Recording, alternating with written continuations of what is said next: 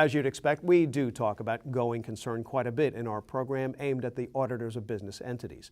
After all, creditors do have a legitimate concern with the conclusion that a company will go out of business as a legal entity.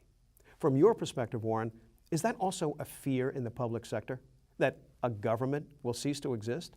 I don't think, Mike, it's so much of a fear that they'll cease to exist and you have to think about the different types of governments. So if you have a public benefit corporation set up to run a stadium, a sports authority, so to speak, and that entity goes out of business and ceases to exist, you can understand that, you can foresee that. That kind of has a private sector parallel to it.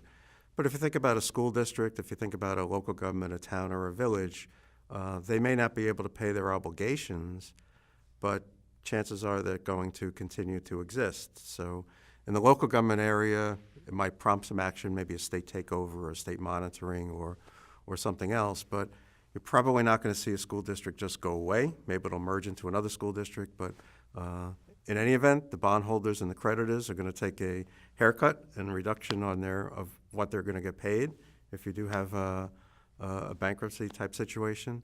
But for the most part, that governmental entity is going to continue on. Since going concern is now linked to disclosures about severe financial stress, let me ask you about the accounting and financial reporting guidance in this area. Didn't GASB Statement 56 essentially codify the AICPA guidance from the statements on auditing standards in this area? That's correct, Mike. You might recall that in GAAP, both private sector and governmental GAAP, there was no specific guidance for disclosures for going concern. The AICPA had provided guidance to auditors for when they needed to include an explanatory paragraph in their auditor's report, and that kind of formed the basis for what organizations disclosed in their financial statements, kind of gave them some guidance as to when they should have those types of disclosures. So both on the FASB and the GASB side, there was an effort to incorporate those standards within GAAP, and that's what GASB Statement 56 did.